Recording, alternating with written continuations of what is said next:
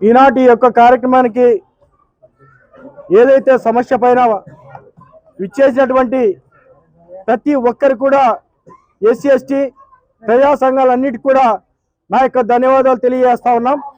మరి ముఖ్యంగా ప్రజాస్వామ్య దేశంలో ఉన్నామా, అటవిక రాజ్యంలో ఉన్నామా, లేక పాలేవేళ్ల రాజ్యంలో ఉన్నామా, ఏ రాజ్యంలో బ్రతుకుతా ఉన్నామనేది ఎవరికే కానీ అర్థం కాని పరిస్థితుల్లో ఈ రోజు దళిత గిరిజనులు బ్రతుకుతా ఉన్నారు।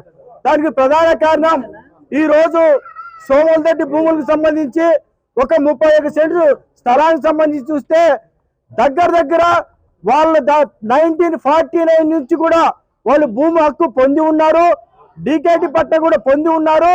అయినప్పటికీ ఈ రోజు వరకు కూడా వాళ్ళు సాగు చేసుకుంటూ కూడా బ్రతుకుతా ఉంటే రాత్రికి ఎవరికి తెలియకుండా నిర్దాక్షిణ్యంగా డీకేటీ పట్ట మార్చి వేరే వాళ్ళకి నష్టపరిహారం చెల్లించి ఈ రోజు 21 కుటుంబాన్ని నాటి రోడ్డుపైకి లాగిన సందర్భం ఏదైనా ఉందంటే కేవలం ఇదే ఆర్డీఓ ఆఫీస్ అని చెప్పదలుచుకున్నాం। మరి ముఖ్యంగా దళితుల పట్ల గిరిజనుల పట్ల ఇంత నిర్లక్ష్యంగా వైఖరి వహిస్తున్నటువంటి ఈ అధికారులు ఏం చేయాలని చెప్పేసి ప్రశ్నిస్తా ఉన్నాం। దాదాపు నార్మల్ మండలంలో ఒక సమస్య కోసం పోతే అక్కడ ఎంఆర్ఓ ఉండరు, ఈ రోజు అయ్యా మా పరిస్థితి మా గోడి ఇది మా సమస్య ఇదని చెప్పుకుందామని చెప్పేసి ఇక్కడికి వస్తే ఆర్డీఓ ఉండరు। అంటే మేమంటే నిర్లక్ష్యమా ఏం చేస్తారలే అనే ఒక నిర్లక్ష్య ఆలోచన, లేకపోతే ఏంటి ఇది ప్రజాస్వామ్య దేశం కాదా ఇది? అంటే మా భూములకి మాకు రక్షణ లేదా?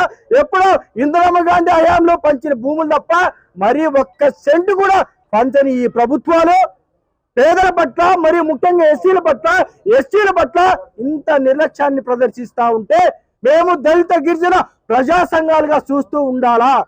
మేము చూస్తూ ఎన్ని రోజులు ఉండాలి? మా ఆవేదన తెలియజేసిన బాధ్యత మాకు లేదా? మాదైన భూమి 1 అంగుళాన్ని కూడా వదిలిపెట్టమని చెప్పేసి హెచ్చరిస్తా ఉన్నాం। ఈ రోజు ఆర్టీఓ తప్పించుకోవచ్చు, రేపటి రోజు మరొకసారి వస్తాం, అవసరమైతే కలెక్టర్ ఆఫీస్ కూడా దిగ్బంధం చేస్తామని చెప్పేసి హెచ్చరిస్తా ఉన్నాం। ఏదేమైనా సరే ఈ రోజు చంటి బిడ్డలు వేసుకొని ఆడపిల్లలు ఆ తల్లులు వాళ్ళంతా ఎంత బాధ అనుభవిస్తా ఉన్నారు। చిన్న పిల్లలు సైతం ఆర్డీఓ ఆఫీస్ దగ్గర కూర్చొని అయ్యా మా బాధ ఇది మా గోడిది మమ్మల్ని పట్టించుకోండి అని నెత్తి ఎవరు కొట్టుకుంటుంటే వీళ్ళు ఏమైనా పట్టించుకుంటా ఉన్నారా? మేము ఈ రోజు ఆ మహనీయులు డాక్టర్ బాబాసాహెబ్ అంబేద్కర్ ఇచ్చే రాజ్యాంగ స్ఫూర్తితో శాంతియుతంగా నిరసన తెలియజేయాలని వచ్చాం।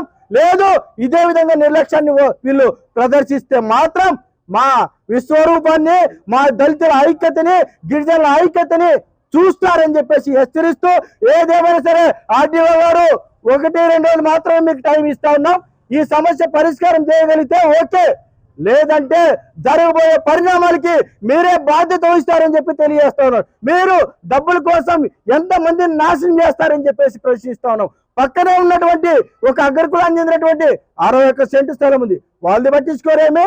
ఆ పక్కనే ఒక రఘునాథ్ రెడ్డి అనే ఒక పర్సన్ కి 3.5 ఎకరం ఉంది, వాళ్ళది పట్టించుకోరేమే? అంటే 31 సెంటు మాత్రమే వీళ్ళ అన్నగారి వర్గాలు, వీళ్ళు ఏం చేస్తారు, వీళ్ళు పేదలు, వీళ్ళు ఎస్సీలు అని అనే మీ ధైర్యం?